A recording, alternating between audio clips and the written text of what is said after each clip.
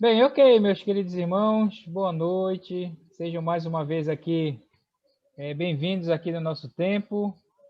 Essa aqui será a nossa terceira aula aqui desse módulo com o pastor Paulo Seixas, a história de missões, tá?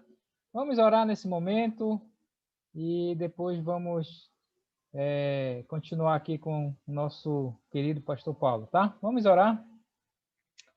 Obrigado, nosso Deus, por essa noite abençoada. Obrigado porque o Senhor tem mandado a chuva. Lembro do texto que fala que o Senhor manda chuva sobre os justos e os injustos. E por isso, Pai, nós te louvamos pela tua graça geral sobre as nossas vidas.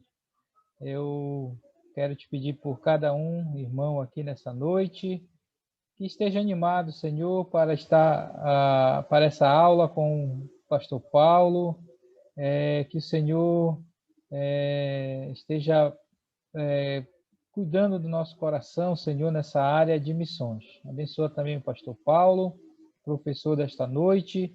Que o Senhor use esse irmão para falar sobre esse assunto, Senhor, tão importante para a vida da tua igreja, que é a missões. Muito obrigado, Senhor. Oramos em nome de Jesus. Amém. Amém. Pode ficar à vontade, pastor Paulo Amém. Seixas. Obrigado, irmão Ricardo. Obrigado pela presença de todos. Ronaldo, Marcos, Mário, Alves, flamenguista, fluminensista, como é que fala? E os demais que estão aí Isso mesmo, aqui presentes, né, na nossa aula. Espero essa noite podermos conversar um pouco sobre o avanço da obra missionária. Eu quero lembrar que, bom, eu não sou historiador, mas eu fico muito entusiasmado com a história, porque a história nos ensina muita coisa que nós já sabemos, né? Aprendemos muito com a história. E eu tenho aprendido, pesquisando um pouco mais sobre a história da igreja, na história de missões. E eu peço para Deus que esse conhecimento possa me ajudar a ser mais ativo no trabalho missionário. E esse é o meu desejo, né? O meu desejo é que, ao conhecer a história, nós possamos não somente refletir naquilo que aconteceu, mas no que nós somos e o que nós podemos ser ou fazer daqui para frente. Então, eu quero compartilhar já aqui a tela. Deixa eu ver se eu consigo aqui compartilhar a nossa tela. É isso? Agora, está abrindo. Consegui. Pronto. Pronto. A gente dá estudo aqui na igreja, mas eu não costumo usar, estou usando ela. E é uma coisa que eu estou aprendendo. Olha, essa pandemia trouxe muitas coisas boas, né? Tantas coisas desagradáveis, né? Tantas coisas ruins, mas muita coisa boa. Eu estou aprendendo a lidar com a tecnologia. Mas ainda não me sinto muito à vontade, né? Ainda tenho um pouco de dificuldade com isso. Mas vamos em frente. Nós estamos falando sobre história de missões, é a nossa aula de número 3. Né? Antes de nós realmente começarmos os fatos históricos, eu gostaria de ler alguns versículos aqui. Eu até transcrevi, coloquei aqui. O Salmo 117. O Salmo 117 é um salmo muito interessante que diz assim: louvem o Senhor todas as nações. Exaltem-no todos os povos, porque imenso é o amor leal por nós. e a fidelidade do Senhor dura para sempre. Aleluia. Eu destaco aqui, claro, destaco todas as palavras, mas me chama a atenção aqui o pronome todas. Todas e todos. Louvem o Senhor todas as nações. Exaltem-no todos os povos. Desde o princípio, nós compreendemos que a vontade de Deus é de que todos conheçam o seu amor, todos conheçam a sua palavra. Deus chama a todos, e por isso ele enviou o seu Filho para morrer por todos. Então, quando nós olhamos lá no Velho Testamento, nós já vimos lá, por exemplo, a chamada de Abraão, que era para abençoar todas as famílias da terra. E nós encontramos essa ideia na Bíblia, toda a Bíblia, que Deus chama todos. E ele nos manda fazer discípulos de todas as nações, lá em Mateus, como nós já conhecemos. Por que isso? Porque o seu amor é grande. O amor de Deus é tão grande que nós não conseguimos medir o amor de Deus. Até o apóstolo João, ao escrever o Evangelho, né, capítulo 3, verso 16, ele fala que Deus amou o mundo de tal maneira. Esse tal, né, maneira é porque João não tinha uma palavra para expressar realmente, que expressasse na totalidade o amor de Deus. O amor de Deus é tão grande. E a fidelidade do Senhor dura para sempre. Tanto nas épocas passadas, como agora e no futuro. E um outro versículo que eu quero compartilhar está em Romanos, capítulo 15. Romanos, capítulo 15, versículos 8 a 11, diz: pois eu digo a vocês que Cristo se tornou servo dos que são da circuncisão por amor à verdade de Deus, para confirmar as promessas feitas aos patriarcas. Olha que interessante, né? Acho muito, como diz o pastor Eulálio aqui, fantástico. Ele gosta muito de usar essa expressão, fantástico. Cristo se tornou servo dos que são da circuncisão por amor à verdade de Deus, para confirmar as promessas feitas aos patriarcas. Versículo 9. A fim de que os gentios glorifiquem a Deus por sua misericórdia, como está escrito: por isso eu te louvarei entre os gentios, cantarei louvores ao teu nome. Os gentios, como vocês já sabem, eram aqueles que não faziam parte do povo de Israel. Os não-judeus eram os gentios. Interessante que, para os judeus, gentio era um ser desprezível.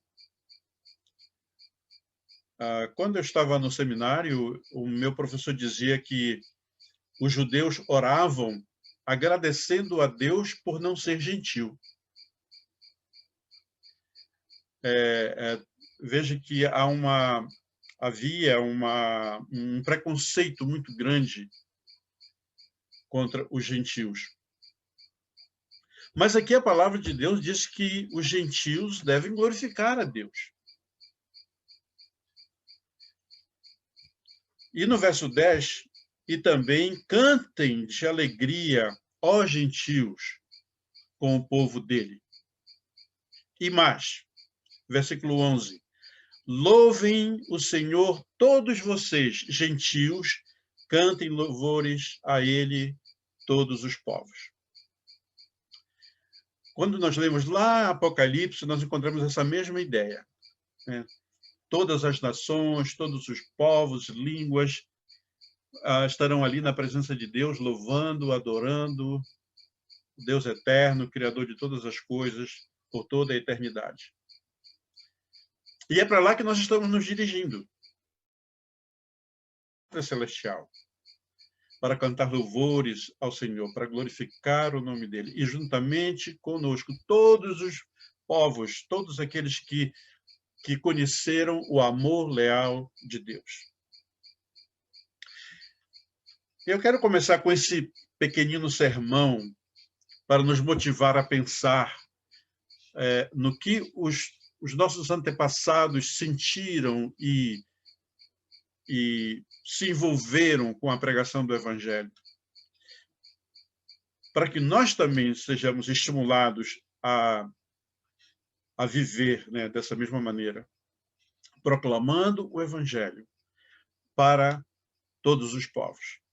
Nós temos aqui na igreja de Coraci, a igreja de Coraci, não, a igreja de Macapá, nós temos pelo menos dois missionários que são diretamente, que fazem parte, né, do nosso, o que nós chamamos aqui de missionários associados, que nós ajudamos a manter financeiramente.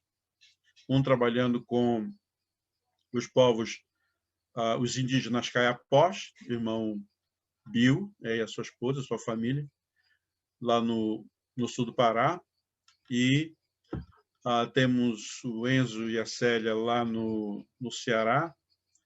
Aliás, tem mais. Temos o Bianô e a Selma no Maranhão.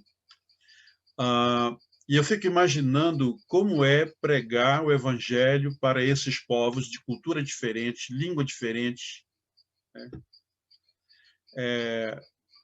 Uma vida realmente totalmente diferente da nossa. Mas esses são os desafios que nós temos, porque aquelas pessoas, aqueles indígenas, sejam Caiapós, sejam Guajajara, ou Tremembé, ou qualquer outra, né, a tribo, precisa de ouvir o Evangelho, precisa conhecer do amor de Deus. E também, juntamente conosco, vão engrandecer o nome do Senhor, vão glorificar o nome do Senhor, cantar louvores ao Senhor. Então, nossa missão é levar o Evangelho a todas as nações, a todos os povos, dentro da cidade, no interior, nos campos, nas favelas, nas aldeias mais longínquas, em todas as nações, né? Todos os países, em todas as ilhas. Aqui nós oramos, nós adotamos as Ilhas Maldivas como um projeto missionário. Não sei quando Deus vai permitir que possamos enviar algum missionário para as Ilhas Maldivas, mas a nossa oração está voltada também para as Ilhas Maldivas, porque também aquelas pessoas precisam ouvir do Evangelho, precisam conhecer o amor leal do nosso Deus. Bom, então hoje nós vamos fazer um resumo, a gente não vai se aprofundar, a gente não tem tempo para se aprofundar sobre os vários fatos, né, da história de missões, mas nós vamos falar um pouco do primeiro século, vamos assim, revisar o primeiro século, depois nós vamos viajar por aproximadamente 5, 6 séculos. Estão prontos para isso? Viajar aí vários séculos? Então vamos fazer essa viagem fantástica, essa viagem maravilhosa. Vamos fazer um resumo da história de missões no primeiro século. Nós vimos lá em Atos, na aula passada, né, os discípulos foram perseguidos, os crentes em Jerusalém foram perseguidos, então houve a dispersão. Os crentes foram para vários lugares pregando o Evangelho. Nós vimos que vários povos, nacionalidades diferentes, culturas diferentes foram alcançadas pelo Evangelho. Nós vimos a generosidade de Barnabé, que foi até Tarso, e ali convenceu Saulo de ir para Antioquia e ali servir o Senhor, pregar o evangelho e de lá, de Antioquia, sair para o campo missionário. Nós vimos também que esses homens eram pessoas de oração. Eles oravam constantemente, estavam orando, ensinando a Bíblia, mas e também orando e jejuando. E quando foram chamados para a obra missionária. E nós vimos também que os melhores daquela igreja foram enviados, né? Só para a gente relembrar o que vimos na semana passada. Bom, eu tenho aqui um livro chamado Plantar Igrejas, do Dave... me perdoem a pronúncia, eu não sei falar inglês, eu não sei se é inglês, não sei falar. Vou pronunciar da minha maneira, não reparem isso. Então, David Hasselgrave.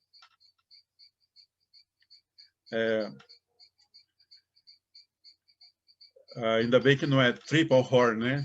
Que é difícil de pronunciar.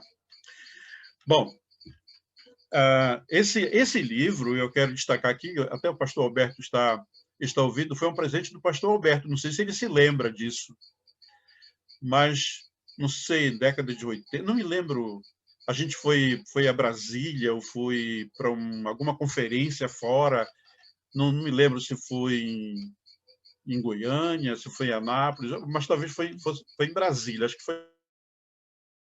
Fomos a um congresso lá e ele me deu de presente esse livro. Deixa esse livro. Plantar Igrejas. Então, nesse livro mostra a estratégia do apóstolo Paulo. Eu quero só ler aqui para vocês essa estratégia. Se você puder fazer um print aí, pode fazer, mas eu vou mandar o texto. Eu tive dificuldade para montar uma apostila completa, mas eu vou mandar os textos para vocês, tá? Não se preocupem com isso. Mas vamos lá, a estratégia de Paulo. Os missionários comissionados, lá em Atos capítulo 13, que nós estudamos na semana passada, então, foram chamados e eles foram comissionados para o trabalho missionário. Os missionários saíram e contataram com o auditório, com as pessoas, né? Mantiveram contato com as pessoas lá na Seleucia, Salamina, lá em Creta, né? Pafos, Antioquia da Pisídia, Listra, Icônio, Derbe. E depois, na segunda viagem, outras cidades, né? Eles entraram. Então, eles comunicaram o evangelho. Então, eles foram comissionados, contactaram com as pessoas, o evangelho foi anunciado, os ouvintes foram convertidos, os crentes foram congregados, a fé foi confirmada, os líderes foram consagrados e os crentes recomendados, os relacionamentos continuados e igrejas missionárias convocadas. Veja que isso é um ciclo que não para. Aí eu fico pensando, onde foi que nós paramos? Os missionários norte-americanos foram comissionados, eles vieram para o Brasil, falando missionários da nossa igreja, né? Eles comunicaram o evangelho e várias pessoas aqui no Brasil se converteram a Cristo, foram congregados em igrejas locais, a fé foi confirmada, líderes consagrados e crentes recomendados. Temos muitos crentes que foram preparados, foram treinados e hoje são líderes, pastores, missionários, trabalhando em vários lugares. E os relacionamentos continuados, né? Para que isso torne a acontecer. Igrejas missionárias convocadas. Então, achei muito interessante esse ciclo, essa estratégia, né, do apóstolo Paulo, que pode ser a nossa estratégia, são estratégias bíblicas, né? Eu gosto muito, muito dos passos que nós temos numa das apostilas que nós temos, eu acho que é semeadores, né? Semeadores que fala sobre isso, né? Os passos que nós devemos dar para alcançar as pessoas que estão perdidas neste mundo. Mas vamos em frente. Aqui nós temos um pequeno mapa, eu peguei isso da internet, das nossas eras, né? Da nossa história. Temos aí a pré-história, então é tido como o início da antiguidade, depois do período pré-histórico, né? A invenção da escrita. Aqui diz que lá foi pelos anos 4000 a.C., com os sumérios. No ano 476, houve a queda do Império Romano no Ocidente, né? Então, durante esse tempo aqui foi a Antiguidade. Aí começa a Idade Média. A Idade Média que vai do ano 476 até 1453, com a tomada de Constantinopla, ou seja, o Império no Oriente. Os turcos otomanos, né, entraram lá e tomaram Constantinopla. E daí até 1789, com a Revolução Francesa. E, a partir daí, a Idade Contemporânea, a Era Contemporânea. Então, a história de missões, ela está dividida também dentro desse período aí, né? A Antiguidade, a Idade Média, Idade Moderna, Idade Contemporânea. Então, nós estamos ainda nessa transição entre a Antiguidade e a Idade Média, tá? Só para a gente se situar onde é que nós estamos, né?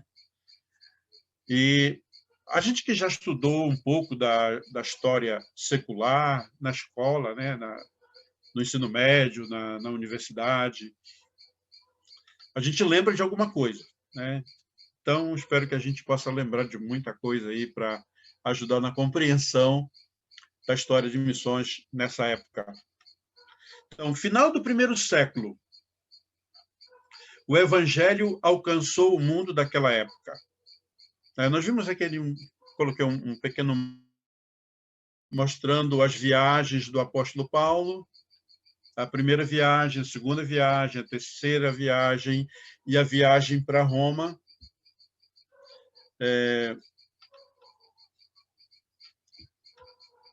Há uma estimativa de que no primeiro século havia aproximadamente 300 mil cristãos. E houve muita perseguição. No final desse primeiro século, ainda muita perseguição, né, contra os cristãos. Mas a igreja continuou avançando, apesar da perseguição, a igreja continuou avançando. No século III, há uma estimativa de que já houvesse 8 milhões de cristãos. Então, veja que a perseguição não impediu o crescimento da igreja. As dificuldades não impedem o avanço da igreja.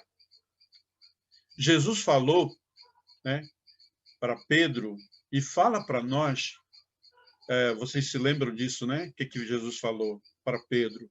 Eu edificarei a minha igreja, e as portas do inferno não prevalecerão contra ela. Eu edificarei a minha igreja. Então, a igreja pertence a Cristo pertence a Jesus. Nós não convertemos as pessoas. O Senhor não manda a gente converter as pessoas, ele manda a gente pregar o evangelho, fazer discípulo. Nós somos instrumentos de reconciliação. Nós somos ministros da reconciliação. Ministros aqui no sentido de servos, de servidores, levando a palavra às pessoas para que elas possam entender, possam abrir os olhos, possam abrir o coração para a palavra do Senhor. A igreja é de Cristo. Nós somos apenas instrumentos usados por Ele para anunciar o seu nome, anunciar o seu amor, anunciar o plano de Deus para a humanidade, o plano de salvação. Então, o que é que nós podemos aprender aqui? Podemos refletir que as dificuldades não impedem o avanço da igreja.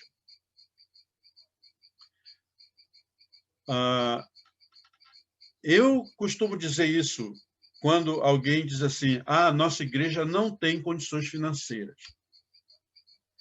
A nossa igreja não tem condições de fazer a obra missionária porque ela não tem dinheiro. Mas eu sempre digo que Deus não disse que a igreja só faz missões se tiver dinheiro. Não há nenhuma informação para nós, nenhum ensinamento de que quando a gente estiver nadando em dinheiro, aí a gente pode sustentar um missionário para ir para o campo, ou a gente pode fazer missões, ou pode começar uma outra igreja num lugar onde não tem. Então, se aqueles primeiros discípulos, os primeiros servidores, ministros do Evangelho, pensassem dessa maneira, eles não teriam avançado, porque a perseguição era grande. Imagina, na arena, que era o divertimento dos imperadores, né? Botavam os cristãos lá na arena, soltavam os leões para que eles pudessem negar o nome de Cristo. Olha, nega o nome de Cristo e você vai ser livre dos leões. Mas eles permaneceram firmes e foram para a arena. E eles cantaram, eles louvaram a Deus, estavam sendo tragados pelos leões. Talvez, não sei, talvez eles crescem que ia acontecer como aconteceu lá no livro de Daniel, né? Quando os leões lá da cova dos leões não fez nada com aqueles que estavam lá dentro da fornalha. O fato é que aqueles irmãos crentes estavam nas arenas, sendo devorados pelos leões, mas eles não desistiram. Mas a fé fez com que o evangelho continuasse. Muitos crentes foram levados para a fogueira, vivos para a fogueira, e foram queimados por causa da fé. Mas a igreja não deixou de avançar. A tradição conta que Paulo foi degolado, né? Foi morto, que Pedro foi crucificado e outros discípulos foram passados pela espada. Mas a igreja continuou, mesmo com essas dificuldades. Então, falta de recurso financeiro não é uma desculpa para que a igreja não avance. Não é uma desculpa para fazer o trabalho missionário. Quando nós confiamos, oramos, entregamos a nossa vida a Deus, Ele vai fazer a obra com certeza. Com certeza. Então, do primeiro século até o terceiro século, houve um aumento muito grande. E logo no primeiro século, lembra quando você lê o livro de Atos, como é interessante, 12 discípulos estavam ali em Jerusalém. Havia, logo depois, 120, né? Foram convertidos 3.000, e assim, né, a igreja foi crescendo e continua crescendo até hoje. Então, aqui é um momento de reflexão, né, para nós olharmos o trabalho missionário como o trabalho de Deus, como nós já vimos desde da primeira aula, né? E confiando nele plenamente, e ele com certeza vai nos abençoar, ele nos abençoa para que nós possamos continuar avançando na obra missionária. Bom, a igreja cresceu, desenvolveu, mas houve um período sombrio, um período muito sombrio, a partir do primeiro século. Isso vai até o século XV, esse período chamado período sombrio. Há também quem usa a expressão que foi o tempo em que a glória da igreja foi abafada, porque houve muita mudança, muita coisa entrou na igreja que não era parte da igreja. Mas nós vamos ver algumas coisas. Isso vai misturar um pouco com a história da igreja, mas eu quero direcionar para missões. Então, período sombrio, conquista do Império Romano, nesse período do século I ao século V. Né? O crescimento notável da igreja incomodava o Império Romano. Por que incomodava? Porque proclamava Jesus como rei. E os imperadores não queriam perder essa condição, né, de rei. Era uma ameaça. Os cristãos eram uma ameaça porque os cristãos falavam do amor, falavam de honestidade, e havia muita imoralidade, desonestidade, tanta coisa ruim, todo tipo de pecado no meio do império. Então, os cristãos eram uma ameaça. E, então, muita perseguição aconteceu.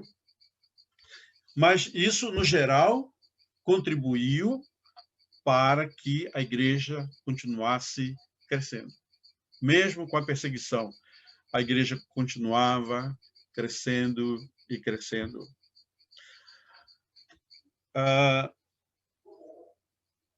Dentro da história, né, do Império Romano, e aqui nós vamos colocar assim, Império Romano versus Igreja, Constantino, lembra de Constantino?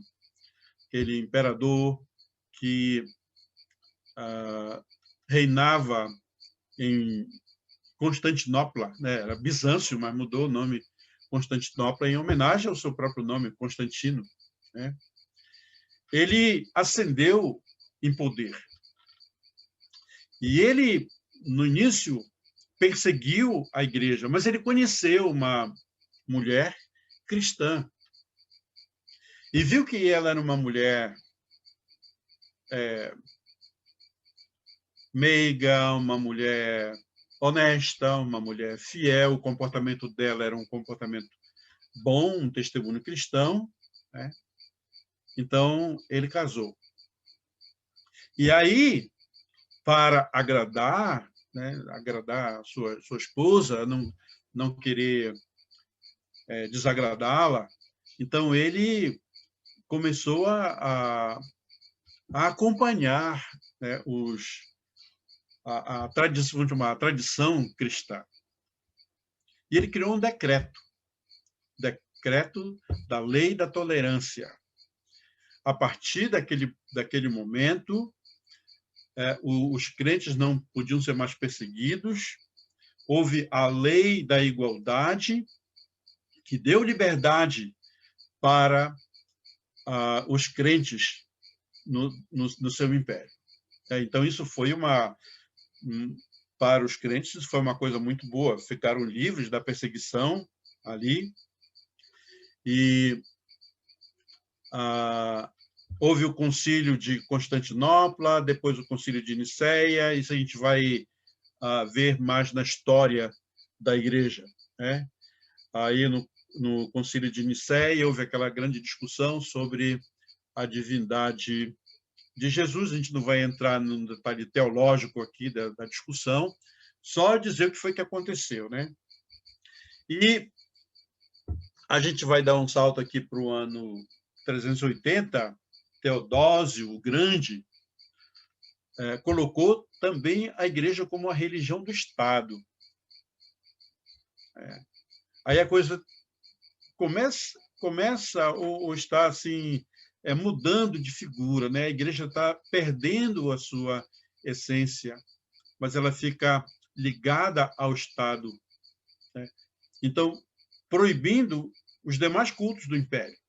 Então, a igreja começou a se tornar uma igreja do Estado. Isso foi ruim, porque os líderes não tinham qualificação espiritual para liderar. Tudo era por causa do poder, por causa da força, enfim, objetivos que não eram os objetivos espirituais. No ano 397, houve o Concílio de Cartago, que oficializou o cânon das Escrituras. Aí, até então, não havia a Bíblia como nós temos hoje, né? Hoje, nós temos a Bíblia, né, já completa, em várias versões, né? Eu li hoje numa versão diferente da que normalmente nós usamos, a revista, né? Mas tem a nova versão internacional, nova versão transformadora, a nova Almeida atualizada, Almeida corrigida, a linguagem de hoje, a versão King James, há muitas versões hoje, né? E muitos dicionários e muitos comentários bíblicos que nos ajudam a compreender a palavra de Deus. Naquele tempo eles não tinham, né? Mas aí o cânon trouxe essa possibilidade para nós termos hoje a Bíblia impressa em nossas mãos. E a gente tem agora ela nos computadores, né, no celular, está em qualquer lugar, pode acessar e ler a palavra de Deus. Mas vamos para alguns personagens importantes aqui. Voltamos agora para o segundo século. Policarpo, o Policarpo de Esmirna, é um personagem importante, chamado de um dos pais da igreja, foi discípulo de João. Então, ele foi bispo lá de Esmirna e ele foi martirizado. Ele sofreu, né, ele padeceu, foi perseguido, ele foi martirizado, mas ele pregou o evangelho, ele pregou a palavra de Deus. A igreja não parou por causa da perseguição. No século III, nós temos aí Perpétua, uma mulher também muito envolvida na obra do Senhor. Ela foi integrante dos cristãos lá de Cartago, norte da África. E ela foi presa com os demais do grupo. Foi perseguida. Mas a igreja não parou. A igreja continuou avançando. Columba é um personagem que é pouco conhecido, né? Eu não conhecia, tinha ouvido falar, mas não conhecia, fiz questão de ler um pouco da sua história. Columba foi um missionário celta. Ele fundou o mosteiro de Iona, que foi um grande centro evangelístico. Esse homem, Columba, foi uma figura interessante.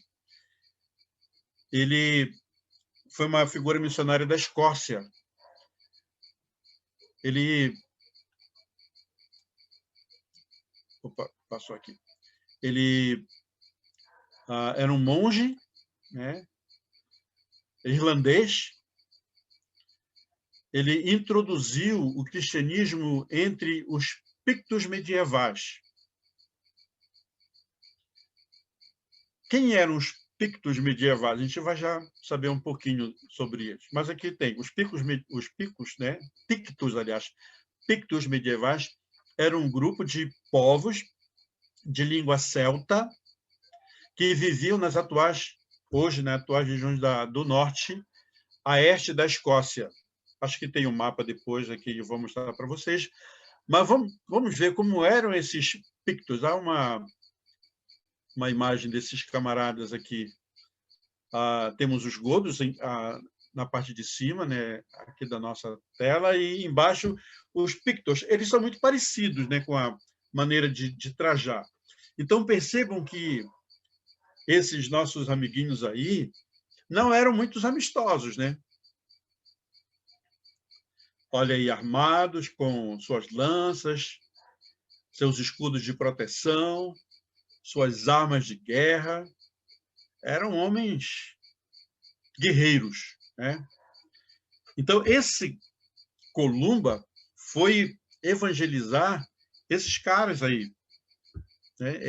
Essa gente guerreira, essa gente agressiva, que conquistava, que fazia escravos, levava escravos para as suas terras.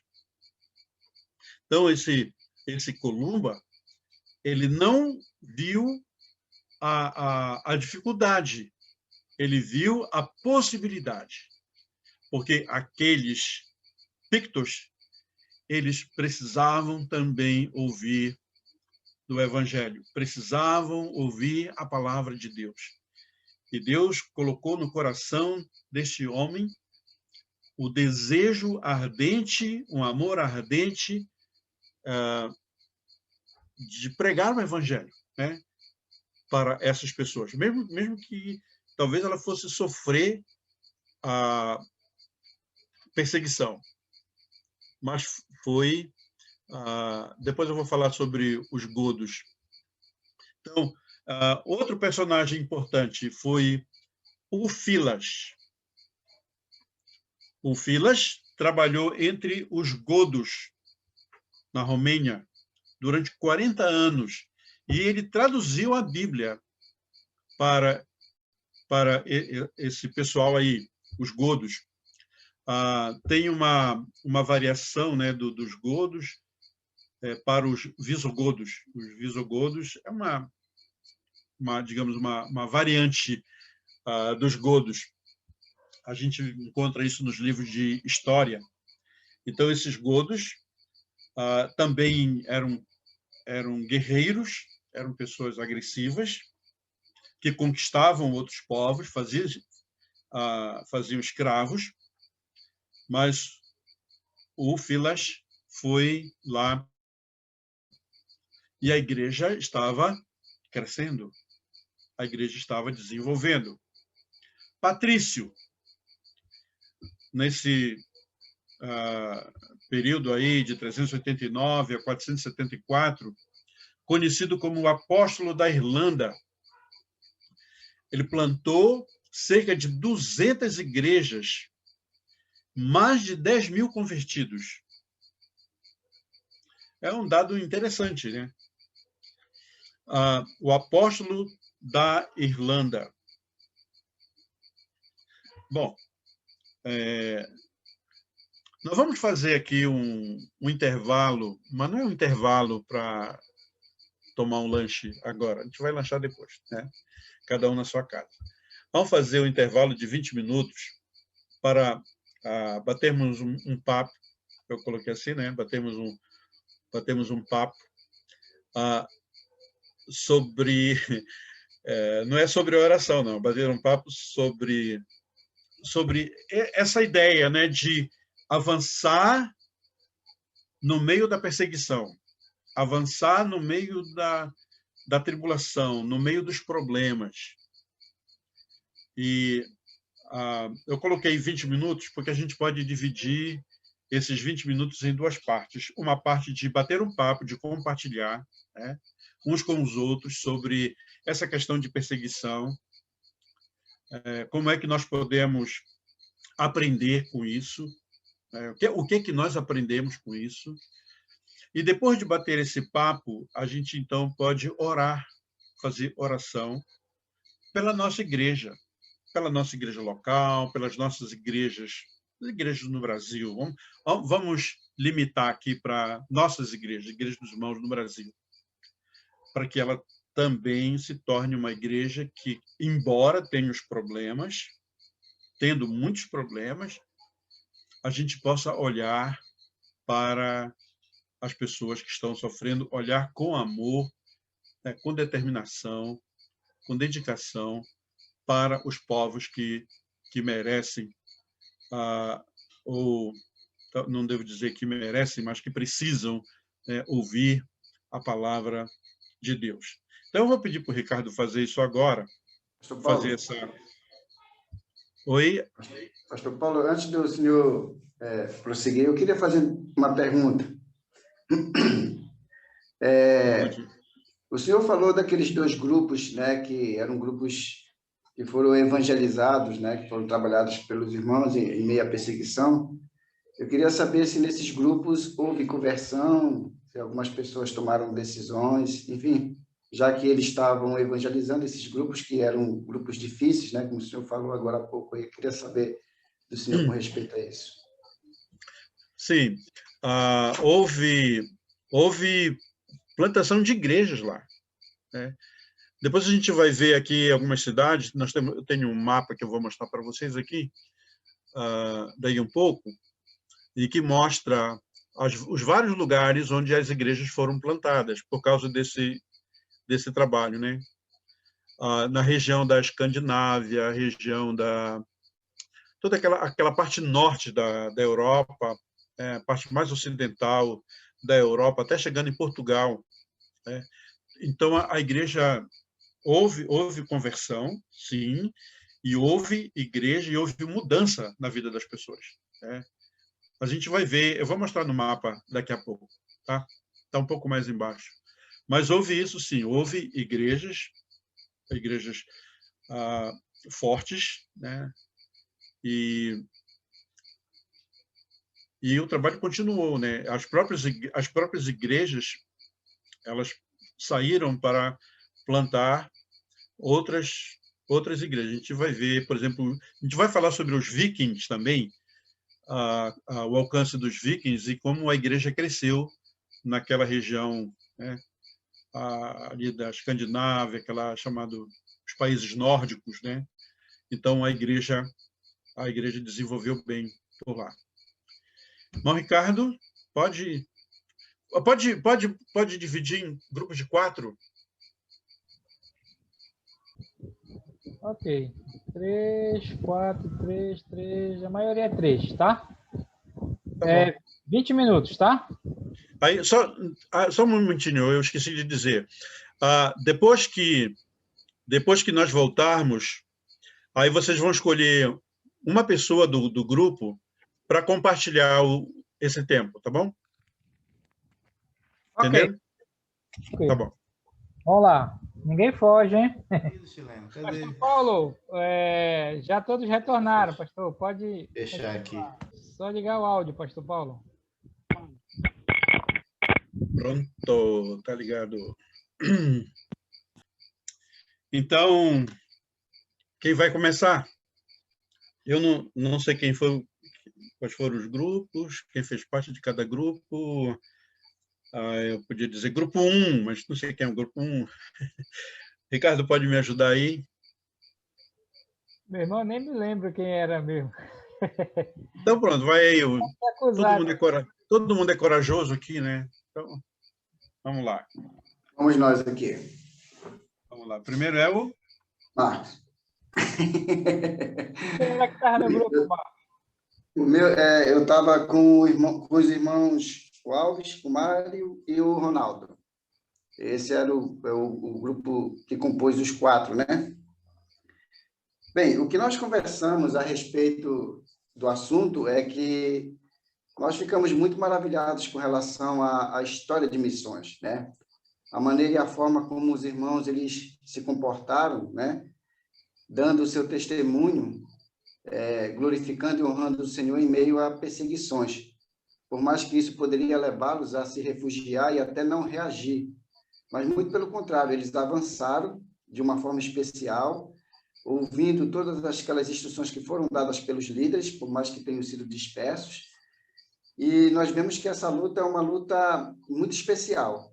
porque apesar de que muitos morreram, né, mas o progresso do Evangelho e o amor pela pessoa do Senhor Jesus em todas as suas escrituras, né, compartilhadas e faladas com os irmãos, com certeza foram determinantes para que a igreja pudesse avançar, né? Avançar de uma forma muito especial, porque hoje nós temos um privilégio, por exemplo, na nossa nação, aqui no Brasil, de não termos a perseguição que muitas outras nações em outros lugares têm, como no caso foi citado pelo Ronaldo, a Coreia do Norte.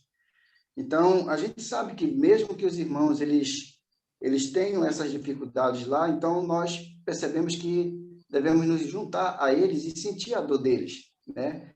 E ver que esse progresso, mesmo em meio a situações difíceis na perseguição, eles têm sido vitoriosos porque Deus tem permitido essa vitória a eles através de Jesus.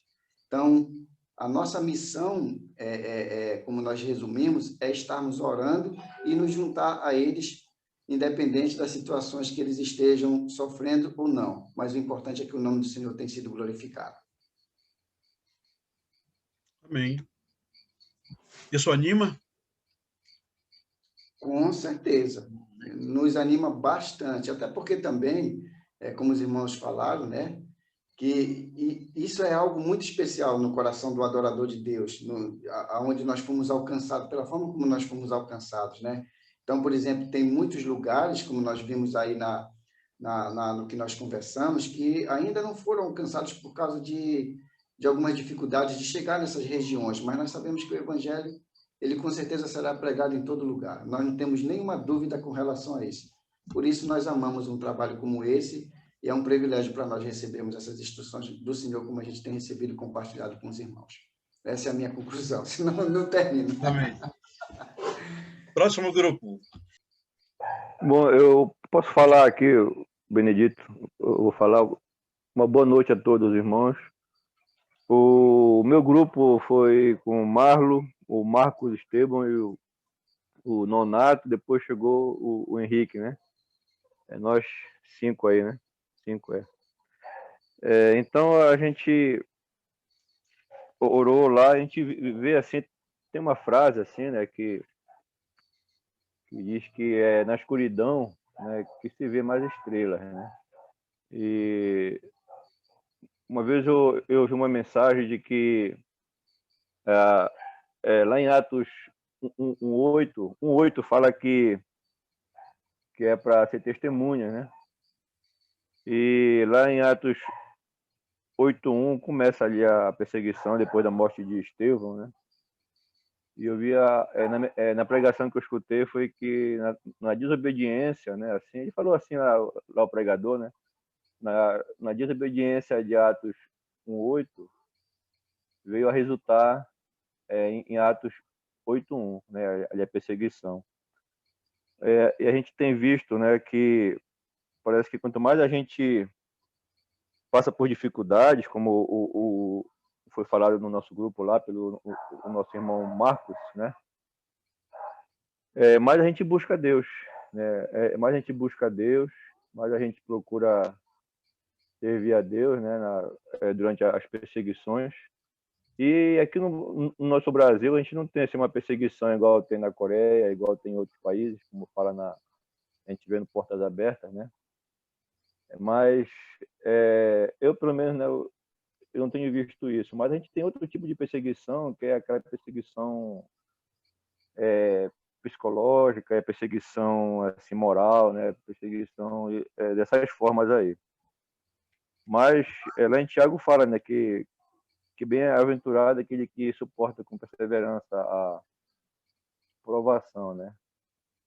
Porque depois ele vai ter lá a sua coroa, né? Eu estava hoje falando com o meu sogro, né, que às vezes na igreja a gente que o alicerce, né, ele está lançado, né?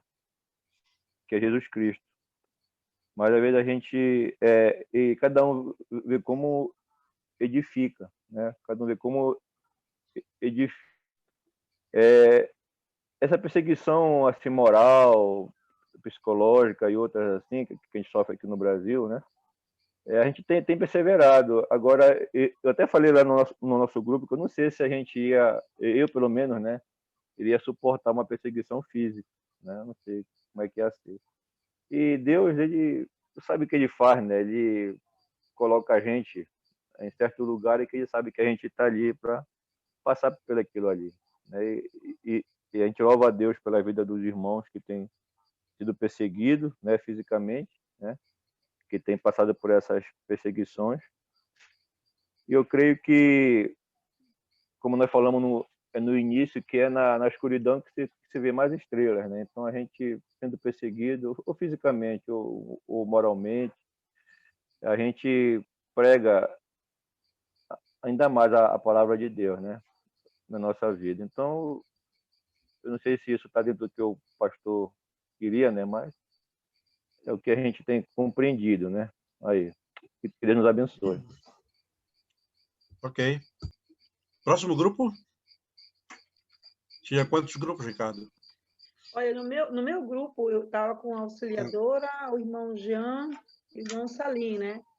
Eu e a irmã auxiliadora falamos muito e o tempo correu. Eu só queria deixar a possibilidade para os irmãos que estavam lá, homens, se eles quiserem falar, né? Senão nós, mulher, fala, né, irmã auxiliadora? Tá? Então, se o Salim ou o Jean quiser falar alguma coisa...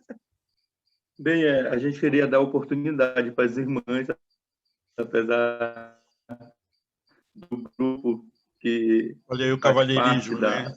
dessa matéria, tem muito homens, né? E aí ela estava até comentando, poxa, só nós duas de mulheres. Eu disse, vocês são bem aventuradas.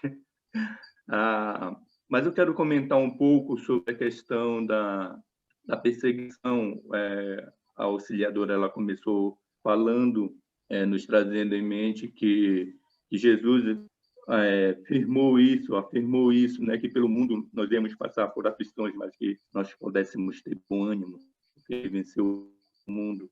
E é interessante que na questão de missões, né, sempre a igreja enfrentou dificuldade, né, enfrentou perseguição. E olhando também para a história da Igreja dos Irmãos, trazido pelo irmão Ivaldo, a gente vê que os nossos pioneiros lá, eles passaram por muitas dificuldades, muitos problemas, no sentido de trazer a mensagem verdadeira. E não há... se a igreja, eu estava olhando no sentido que às vezes a gente diz, nós não somos perseguidos, nós não temos essa dificuldade. A minha pergunta sempre é, será que nós estamos pregando o Evangelho? Porque quando nós começarmos a fazer isso, pregar o Evangelho, sem dúvida, a igreja ela vai começar a ser perseguida, porque as pessoas elas não estão prontas para querer ouvir o Evangelho. E a gente vê na história, eu estava lendo Atos, que quando o Espírito Santo desceu sobre aquelas pessoas ali no Pentecostes, que eles começaram a falar em outras línguas, na língua do povo, que eles começaram a pregar o Evangelho, e muitos ali aceitaram a Cristo, mas logo em seguida eles foram perseguidos por eles ter se levantado para pregar o Evangelho. E a gente vê que não vai parar quando a igreja realmente se levantar para fazer a diferença, né? Para pregar o Evangelho. E que nós não possamos esquecer que Deus está conosco. É Ele que nos dá a sustentação, Ele que nos dá a sabedoria, Ele que nos dá força para continuar. Então, que nós possamos estar orando por isso, pela nossa denominação, assim como as outras denominações, que nós possamos realmente fazer a diferença no contexto do mundo que nós vivemos hoje. Ok, Salim. Tem mais grupo? Acho que eram só esses, pastor. Só? Que bom que a gente pode não apenas pensar em termos de perseguição física, né? Eu faço parte de um grupo de WhatsApp da escola onde eu trabalho, e nós estamos sendo, a igreja está sendo atacada diretamente, os professores, principalmente da área de sociologia, de filosofia, não que a sociologia não seja boa e a filosofia também, mas eles todo o tempo estão colocando alguma coisa contra a igreja, batendo na igreja, e pegam esses exemplos ruins, negativos, né, de alguns líderes cristãos. Infelizmente, a gente se depara com situações assim, mas eles pegam e colocam, né, aí fazem severas críticas, né, no WhatsApp. E aí eu, logo no começo, estava reagindo, né? Aí depois eu fiquei pensando, né? Não, eu vou colocar versículos da Bíblia só e deixar o Espírito Santo trabalhar, porque eles não vão entender a minha, digamos, a minha defesa, né? Minha justificativa. Porque para eles todo mundo é igual, né? E se um fez a coisa errada, todo mundo é culpado, né? Hoje eu estava assistindo, aliás, ontem eu vi uma notícia sobre um padre que está cometendo algumas coisas erradas, e aí, né, a gente fica pensando, foi aquela pessoa, né? Não é que todos os padres são assim, né? Então a gente não vai generalizar, mas as pessoas fazem isso com a gente, generalizam, né? E nos culpam de muitas coisas. A última que eu vi é que a igreja, ao invés de semear amor, está semeando ódio. Mas isso é uma mentira, né? Uma mentira tão grande, né? A gente não está semeando o ódio, a gente semeia o amor, a esperança e tal. Mas são coisas que nós enfrentamos, né? Enfrentamos no dia a dia. Mas não é somente isso. Não é somente essa dificuldade que nós enfrentamos. Às vezes nós enfrentamos dificuldades que nós mesmos criamos. Há muito tempo atrás eu li um livro que tinha esse título, né? Eu sou a minha maior... Não, eu sou o meu maior problema, ou eu sou a minha maior dificuldade. Que a gente cria dificuldade para todas as coisas, e a gente deixa de fazer por dificuldades. Não necessariamente por perseguição, mas por dificuldade de saúde, dificuldade financeira, e a gente pega essas dificuldades todas e isso impede a gente avançar, né? Mas vamos lá em frente, vamos continuar aqui, deixa eu voltar a tela. Continuar aqui, falar sobre grande avanço missionário. Em todos esses movimentos, né, o que é que nós percebemos? Vida de adoração, aquilo que o irmão, alguém falou, acho que foi o irmão Marcos, né? Uma vida de oração ardendo, realmente, ardendo no coração, e espontaneidade, né, dos primeiros cristãos. E esses realmente eram adoradores, e eles eram espontâneos, então eles foram. Isso deve nos motivar também a termos uma vida de adoração, essa adoração mesmo batendo no peito, e espontaneidade, como Isaías, eis-me aqui, né? Assim ele falou, eis-me aqui, envia-me a mim. Jesus mandou a gente orar pedindo por trabalhadores, né? Porque a seara é grande. Então, rogai ao Senhor da seara que mande trabalhadores. A gente, quando ora, deveria dizer assim, Senhor, eu sou um trabalhador, me manda. Mas é isso, nós temos que ter essa vida de adoração, né? Assim, bem forte mesmo na gente, e sendo espontâneo, né? Para fazer a obra do Senhor. O resultado, né, dessa vida de adoração, dessa espontaneidade, é que não houve, logo no início, uma uniformidade das práticas, nem confusão doutrinária. Olha, essas ideias aqui, eu acho que eu retirei de uma apostila do Retrel. Eu acho que sendo um pastor. Tá? Então, essas ideias são de lá, não são ideias originais minhas, né? Então, ter uma vida de adoração, espontaneidade, e com isso houve uniformidade das práticas. Aliás, não houve uniformidade, quer dizer, não tinha uma forma, né, aquela coisa formal que a gente muitas vezes tem hoje, né? E não havia confusão doutrinária. Depois começou a haver umas confusões doutrinárias, muitas, né, na história da igreja. Outra, confiança na palavra de Deus, dependência do Espírito Santo agindo na vida dos crentes. O irmão Benedito falou sobre isso, né, lá de Atos 1:8. Mas recebereis poder ao descer sobre vós o Espírito Santo e sereis minhas testemunhas, tanto em Jerusalém, como em toda a Judéia e Samaria, e até os confins da terra. Então, a dependência do Espírito Santo. O Salim falou sobre isso também, né? Lá em Jerusalém, no dia de Pentecostes, quando os discípulos receberam o Espírito Santo, então, ali eles fizeram a obra do Senhor, pregaram a palavra de Deus, de maneira que as pessoas de várias nacionalidades podiam entender na sua própria língua. Bom, depois nós tivemos um período sombrio, também chamado um período em que a glória da igreja foi comprometida, né? A glória da igreja foi abafada. Então, por que isso aconteceu? Porque houve esse sombrio, né? Essa sombra, por causa da ambição do poder político.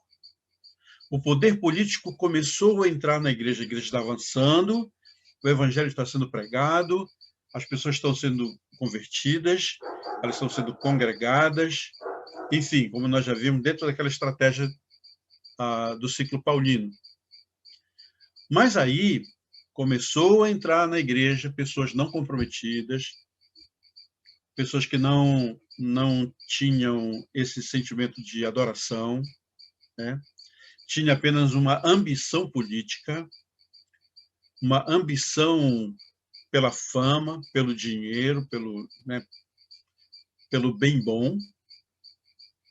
E isso começou a comprometer a imagem da igreja, comprometer a mensagem da igreja. Isso, a sua situação profética como o organismo que Deus determinou para proclamar o evangelho a todas as nações. Então, homens que não estavam comprometidos prejudicaram e deu essa condição sombria para a igreja. Mas os fiéis continuavam. Os fiéis continuaram, né? E alguns resolveram se isolar, né?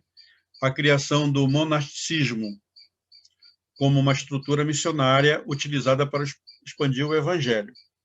Essa foi uma situação que a gente pode dizer assim, que teve o seu lado benéfico, pessoal, nem tanto, mas teve. E, por outro lado, trouxe uma dificuldade. Mas vamos pensar no lado da vantagem. É que as pessoas foram treinadas. As pessoas foram fortificadas. Mas nem todas elas chegaram num ponto de entender que elas estavam livres da perseguição, estavam livres de pecado, porque mesmo de uma maneira isolada, elas tinham a mesma pressão do mundo. Mas muitos foram treinados, muitos foram preparados para a pregação do evangelho. Então, dentro desse período sombrio, nós temos aqui também algumas ideias, aqui eu até coloquei, foi retirado da apostila da Retrel. Não sei se todos já tiveram a oportunidade de estudar, de fazer esse material, né? Mas dentro desse período sombrio, dessa perda digamos, da glória, né, da igreja, a gente pode dizer o seguinte, que houve uma imposição da hierarquia. A igreja começou a se hierarquizar. Então, assim, foi mais importante o cargo, os cargos eram mais importantes, e os cargos eram comprados. Quem tinha recurso, quem tinha dinheiro, quem tinha fama, esse era elevado a uma categoria de líder, de bispo, né? Outros cargos, né, dentro desse clero. Então, a criação do clero retirou da mão do povo, das pessoas fervorosas, das pessoas adoradoras, né, tirou o ministério, o serviço. E esse ministério foi colocado na mão de sacerdotes, de profissionais, e isso estrangulou a vida espiritual da igreja. Isso aconteceu lá no século XVII. Nós estudamos a história, aliás, século XVII, século XVIII. Nós estudamos a história da Igreja dos Irmãos, 1708. A igreja estatal, né, apresentava esses problemas, essas dificuldades na liderança, no clero. O pecado imperava no meio do clero. Então, a igreja foi assim perdendo a sua glória mesmo, né? E perdendo esse brilho. Então, houve esse período chamado de período sombrio. E a igreja acumulou mais tradições e dogmas que abafaram a sua essência, a sua expressão. Mas, mesmo assim, ainda assim, acontecendo essas coisas, o grupo de adoradores fiéis se mantinha e o trabalho avançava. Continuou avançando pelo mundo. Houve o declínio do Império Romano.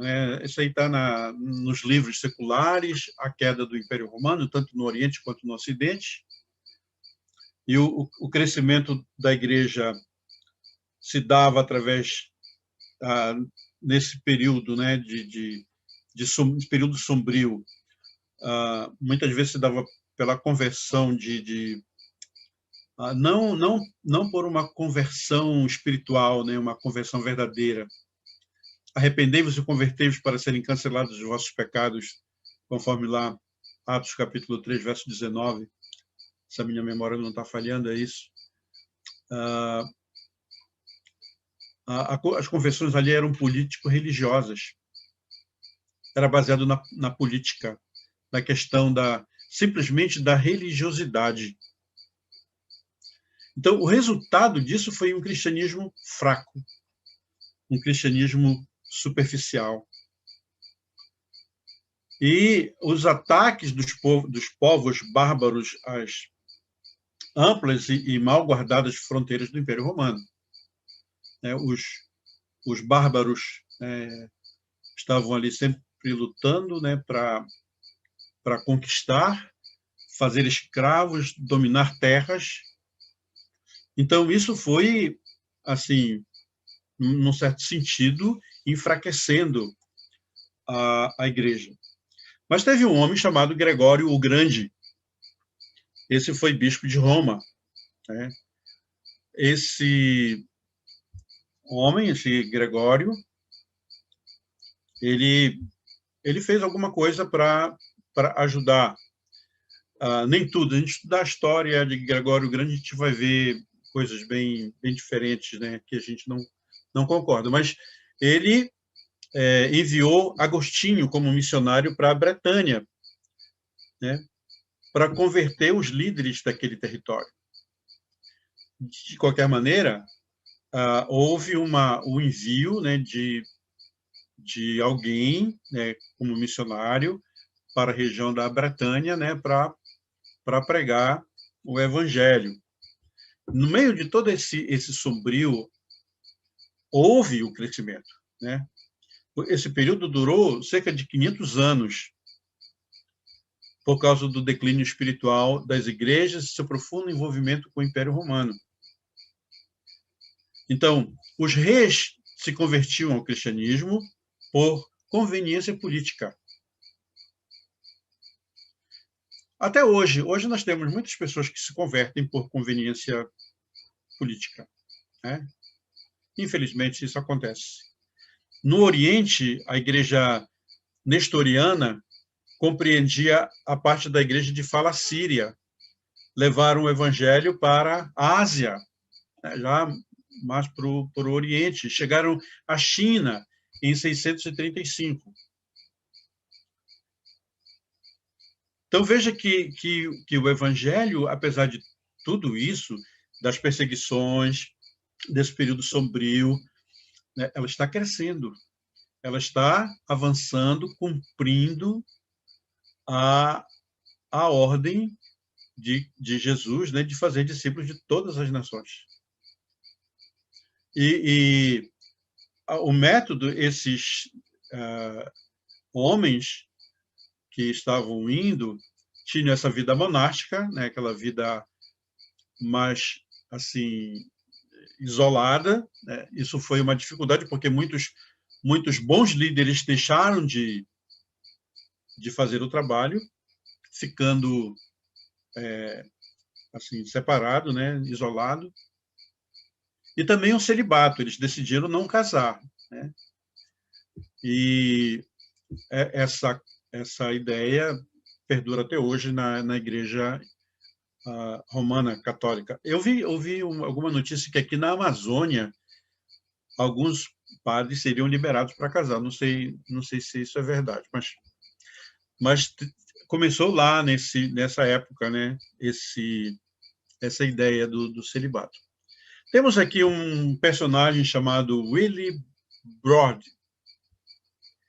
monge inglês que foi missionário entre os frísios, Holanda e Bélgica. Isso marcou o início da era missionária da igreja inglesa.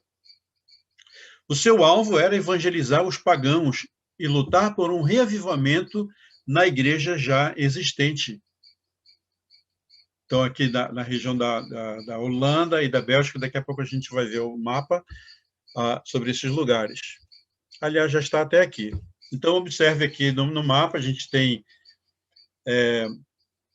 um pouco mais para o norte aqui da Europa, né? A Holanda, um pouco abaixo temos a Bélgica, mais para o oeste, né? A Inglaterra. Então, essa região aqui foi alcançada com o Evangelho, apesar dessa situação sombria. Então, Carlos Magno, a gente conhece um pouquinho da história, né, do Carlos Magno, esse imperador germânico. Ele ampliou os domínios da fé cristã e do Império Romano ao cristianizar os bárbaros contra quem lutava e derrotando os muçulmanos. Carlos Magno, ele valorizou muito a educação. Ele foi um grande incentivador das letras e também das artes, e ele valorizou o ensino, o que o levou a realizar uma reforma educacional na Europa. Quando nós estudarmos, daqui mais algumas semanas, missões na Índia, a gente vai perceber na Índia, na China e também onde mais, na África, como a igreja foi importante para a educação, né? Colégios, universidades, hospitais, enfim, um progresso muito grande, começando pela igreja.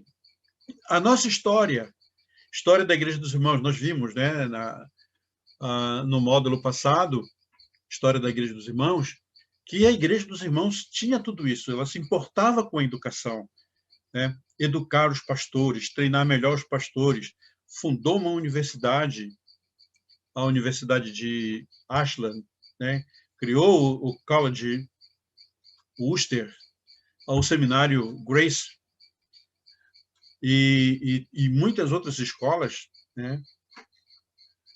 Aqui, graças a Deus, nós temos, por exemplo, a Igreja de Coraci, tem uma escola. A Igreja de Canudos, eu vi que tem uma escola que ensina, né, os princípios cristãos. Isso é muito, muito jóia, muito legal mesmo. Carlos Magno foi essa pessoa que valorizou a educação, valorizou o ensino e levou a fé cristã para os bárbaros que estavam lutando, né? Bonifácio era da Inglaterra, ele pregou aos saxões da Alemanha e aos frísios, lá na Holanda. A estratégia missionária de Bonifácio era pregar o evangelho numa língua inteligível, língua que as pessoas podiam entender, né? A língua do povo mesmo, e as pessoas podiam, na sua própria língua, né, entender o que estava ensinando. Ele foi agressivo, não no sentido ruim da palavra, mas ele foi para frente, né, com o evangelho. Ele desafiou, inclusive, os deuses pagãos daquela região. E ele fundou mosteiros para a educação do povo, para ensinar o povo, ensinar a Bíblia, ensinar a palavra de Deus. Ele estabeleceu igrejas com liderança externa. A liderança não era daquelas pessoas que nós falamos ainda há pouco, né? Mas liderança de pessoas que estavam com a vida espiritual em dia com Deus, né?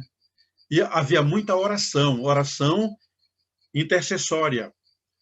E a oração é base, vamos dizer assim, é base para o trabalho missionário. A gente percebe isso, que sempre tem oração, sempre tem oração. Sem oração, a gente pode estar bem preparado, a gente pode estar bem treinado, a gente pode ter todos os recursos, mas se não tiver oração, aí a coisa fica difícil. Então, orar. Precisamos orar. Orar pelo trabalho missionário, orar pelo avanço da igreja, orar pelos perdidos, né? Orar pelos seus vizinhos. Você encontra uma pessoa na rua e conversa um pouco com ela, você lembra, ora por ela. Ora pelos seus irmãos. Temos irmãos que precisam de oração? Com certeza. Precisam de oração. Pessoas doentes precisam de oração. Pessoas fracas na fé precisam de oração, né? Pessoas que estão afastadas da igreja precisam de oração. As pessoas que falam mal de você, elas precisam de oração. As pessoas que nós, assim, não temos simpatia por elas, por qualquer motivo, precisamos orar por elas. Oração intercessória, orar pelas pessoas, né? Como Jó fazia. Lembra, lá no final do livro de Jó, Jó orava pelos seus amigos, aqueles amigos ficavam todo o tempo, né, buzinando na cabeça dele. Ele orava pelos seus amigos, e porque ele orava pelos seus amigos, Deus estava abençoando, ele estava prosperando, porque estava orando pelos seus inimigos, né? A gente ora pelos nossos filhos, ora pelos colegas, pelos amigos dos nossos filhos. Devemos. Aqui nós temos um outro mapa. Esse mapa aqui, ele está mais assim, né, mais completo da Europa, partindo aqui da Turquia. E veja como foi subindo, né? O evangelho foi chegando a vários lugares. Então, saindo lá de Jerusalém, de Antioquia, chegou hoje aqui, esse mapa é atual, né? Aqui, Turquia, foi subindo aqui para essa região da Macedônia, veio para essa região da Romênia, que nós já falamos, né? Subiu para essa região toda aqui, da Hungria. Eu acho que eu falei que nós temos um missionário aqui na Hungria, missionário Richard, está servindo aqui na Hungria. Aí foi subindo para toda essa região. A gente vai falar dos vikings depois, que está um pouco mais para cima, né? Região aqui da Alemanha, Bélgica, Holanda, né? Reino Unido. Depois a gente vai chegar mais para cá, para França, Espanha, até chegando em Portugal. Então, a vontade de Deus está acontecendo aqui, né? Está enchendo, vamos dizer, enchendo o mapa, né, com a pregação do Evangelho. Aqui em cima, bem no norte, na Noruega, inclusive eu tenho uma sobrinha que mora aí na Noruega e outra que mora aqui em Portugal. Mas vamos adiante. Agora vamos falar dos vikings, que já é um pouco mais tarde, né? Esse período de 800 a 1200. Olha aí a cara deles. Imagina você diante desses gigantes aí, né? Com suas espadas, suas lanças, né, seu traje. Naquele tempo, eles já usavam cabelo de jogador de futebol brasileiro, olha lá.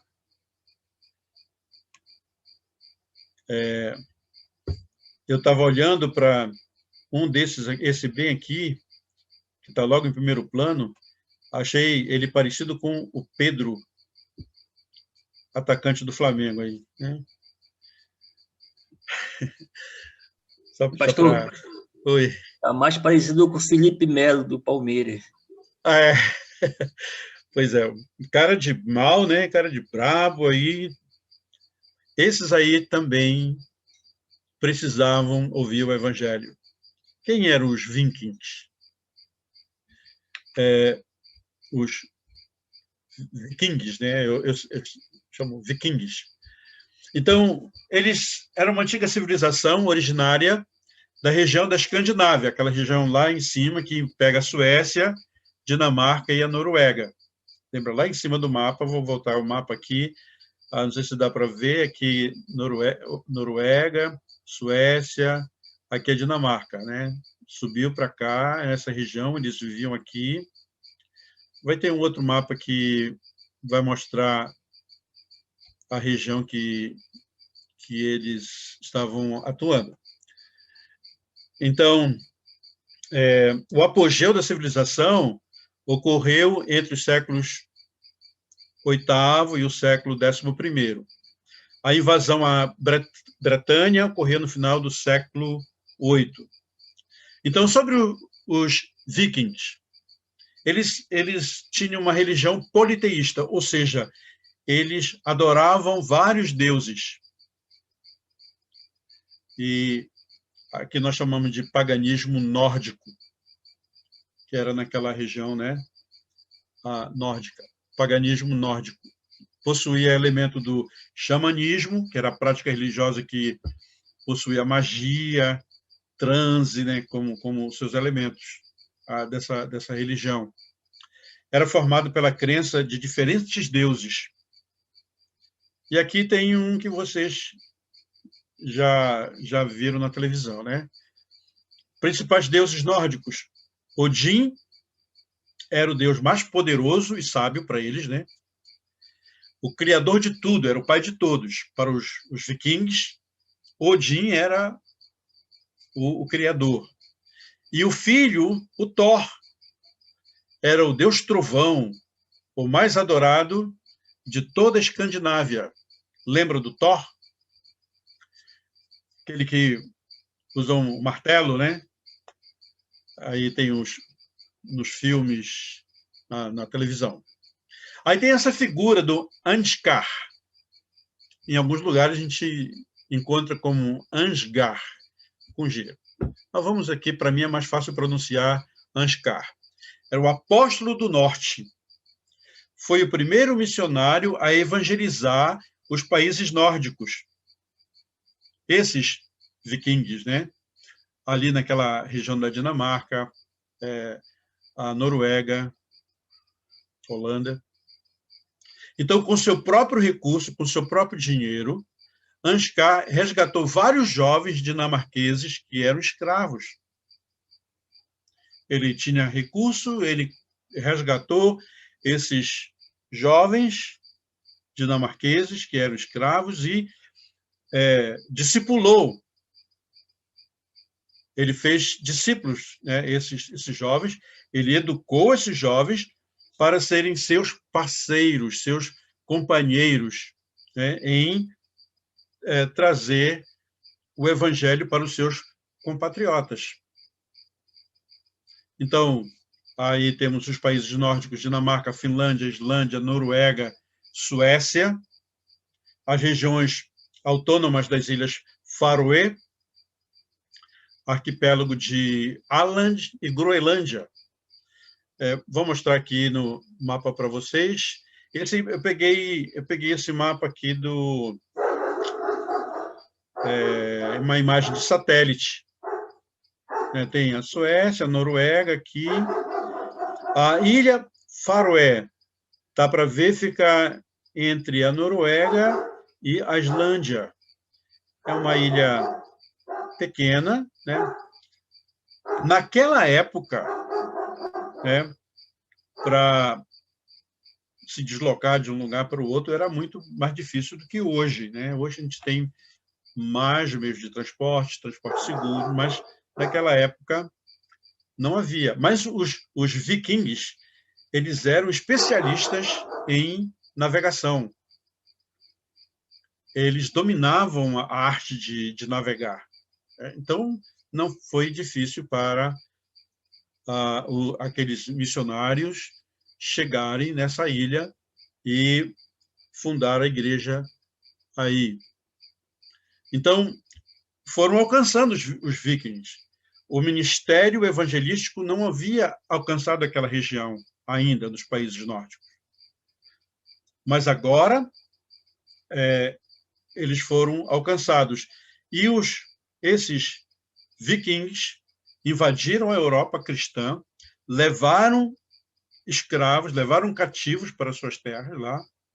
Esses escravos foram, assim, os principais escravos cristãos foram os principais pregadores do evangelho para os vikings.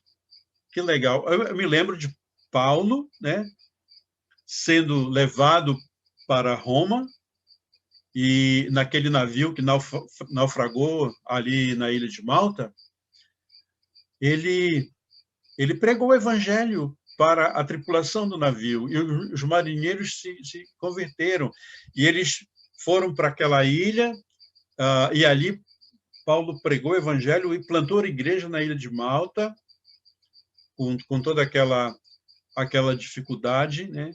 Ele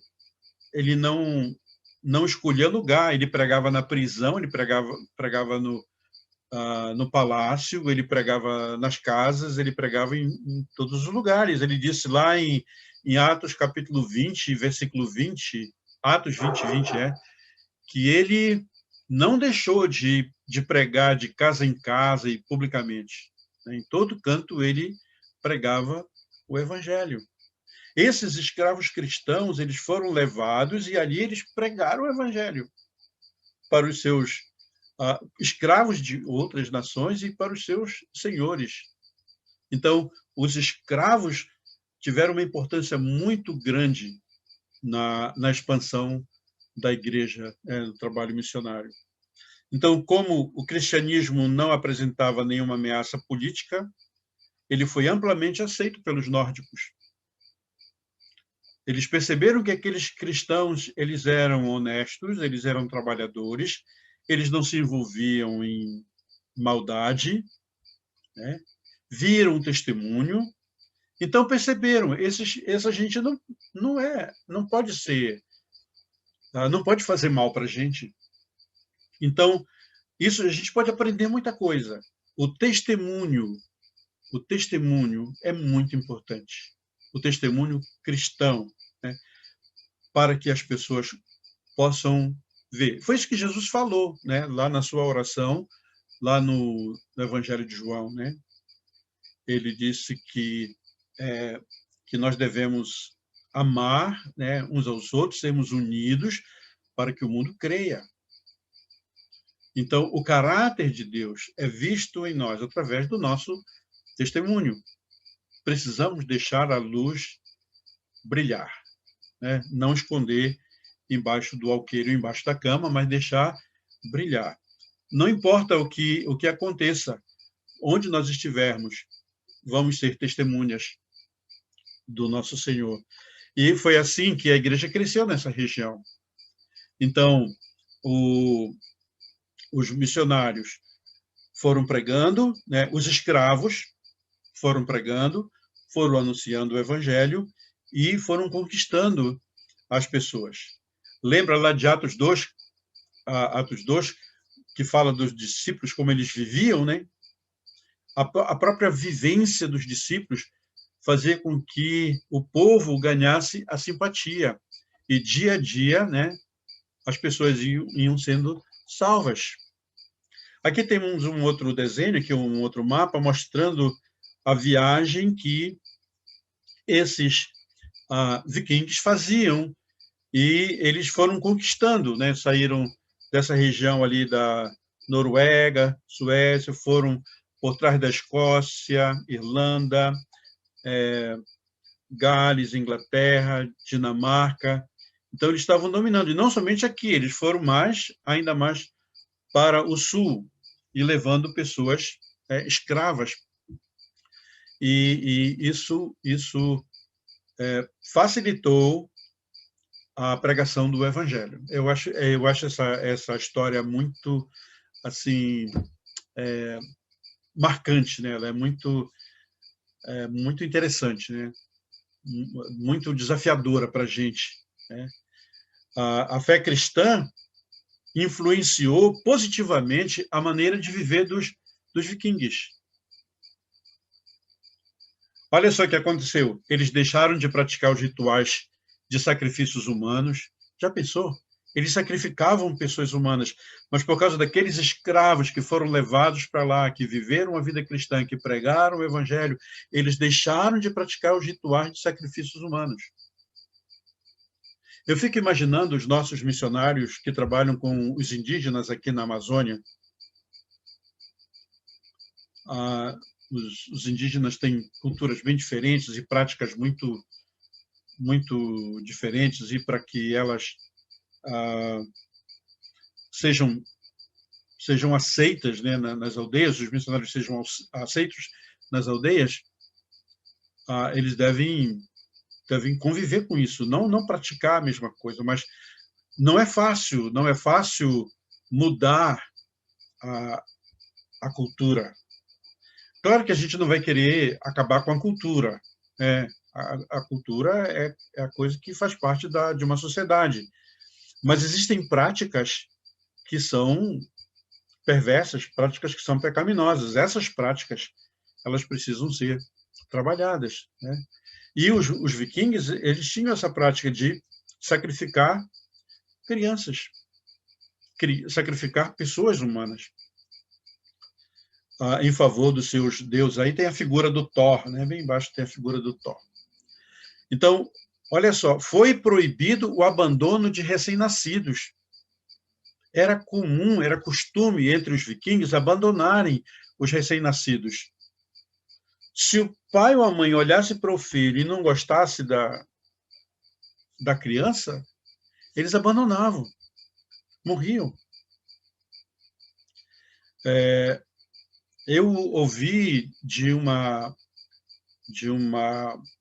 cultura indígena aqui na Amazônia que se uma mulher índia tivesse gêmeos, isso era um castigo dos espíritos e ela teria que jogar um no rio para o jacaré. Imagina essa coisa, essa cultura, né? Ainda bem que a minha sogra não teve essa cultura, porque ela teve gêmea, minha esposa, ela é gêmea com o irmão dela. E os dois estão vivos. Naquela época, os vikings abandonavam os filhos, os índios abandonavam um dos gêmeos. E também libertação, eles não estavam mais castigando, né, punindo, dando chicotada nos escravos. Eles tinham ocasiões especiais em que eles maltratavam os escravos para se divertirem. Isso não acontecia só lá. Eu conheci a história de um pecuarista aqui no sul do Pará, que ele mandava todos os seus trabalhadores subirem numa árvore muito alta. Todo mundo, os trabalhadores lá, uns 30. Todo mundo sobe na árvore. E se não subisse, ele estava ali com a espingarda, né? E o pessoal subia. Então, pegavam uns 3 ou 4 com machado, motosserra, para cortar, porque ele queria ver a queda da árvore com todo mundo caindo, se divertindo com a desgraça dos outros. Imagina uma coisa dessa, né? Os romanos, naquela época, se divertiam com os cristãos, sendo devorados pelos leões e outros sendo queimados, né?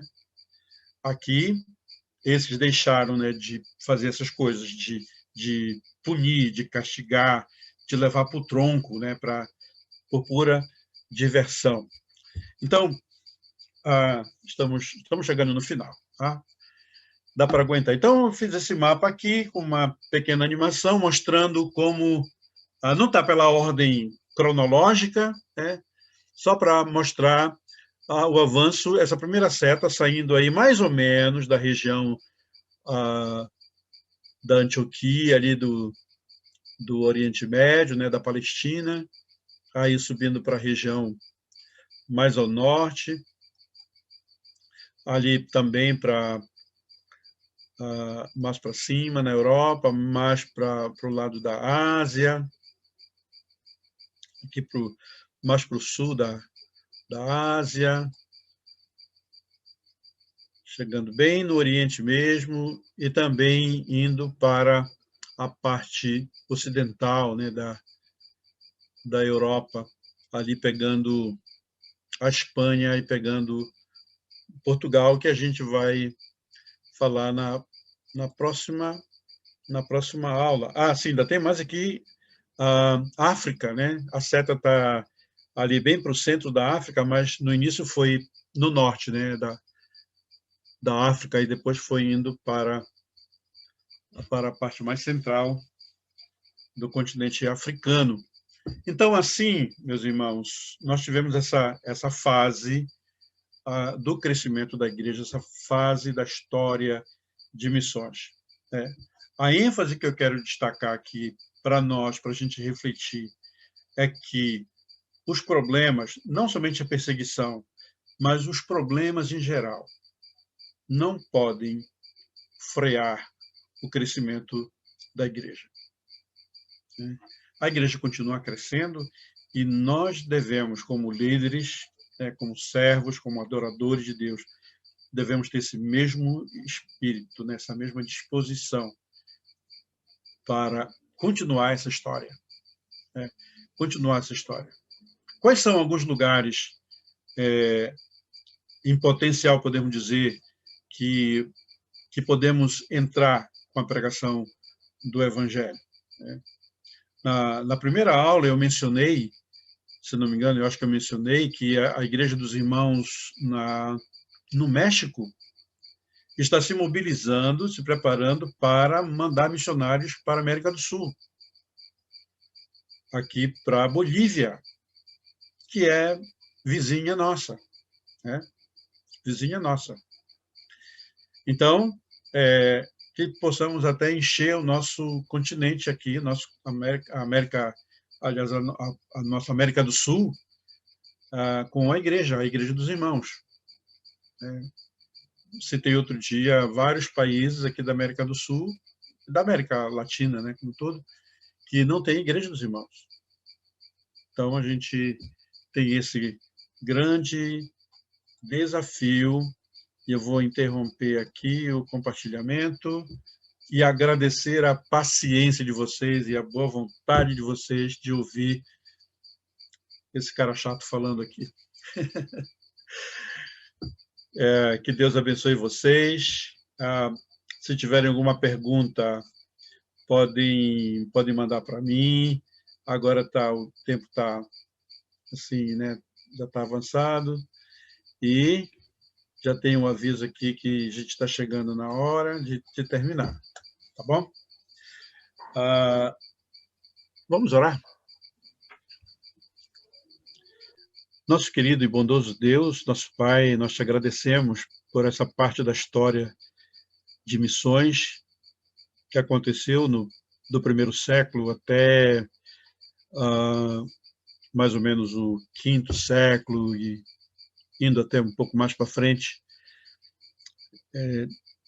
Nós reconhecemos, ó Deus, o entusiasmo, a dedicação daqueles missionários que, embora com dificuldades, com lutas, com perseguição, confiaram no Senhor e foram adiante, levando o teu evangelho a todas as nações, enfrentando povos guerreiros, povos agressivos, mas isso nos mostra que teu amor leal, teu grande amor, é capaz de transformar qualquer coração endurecido.